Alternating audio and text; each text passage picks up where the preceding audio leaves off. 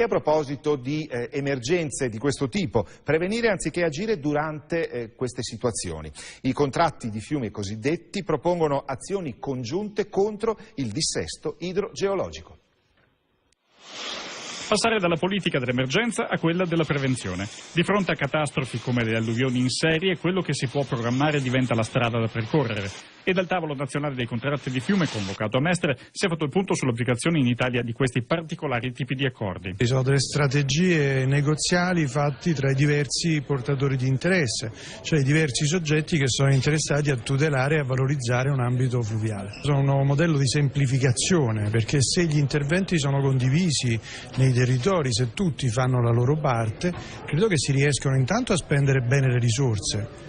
Voglio dire, si riescono a spendere le risorse perché molto spesso ci sono interventi fermi per 15-20 anni. La politica integrata parte da quanto il governo può indicare e le commissioni ambiente di Camera e Senato ci stanno lavorando da tempo. I contratti di fiume stanno proprio nella logica con cui dobbiamo puntare a cambiare le politiche di difesa del suolo, puntando e investendo molto di più sulla prevenzione. Il tavolo di questa giornata dice dall'emergenza alla prevenzione, è proprio questa la logica, non soltanto in termini di destinazione delle risorse. Voglio ricordare che per i prossimi 7 anni verranno stanziati 9 miliardi di euro a far conto sulle risorse comunitarie e su quelle delle regioni, proprio per rifinanziare interventi destinati alla prevenzione del rischio idrogeologico. In Veneto quanti tipi di contratti sono in corso di applicazione? Noi abbiamo diversi casi, del contratto di foce del Po, del delta del Po, al contratto di fiume che si sta facendo nel Marzenego, poi abbiamo il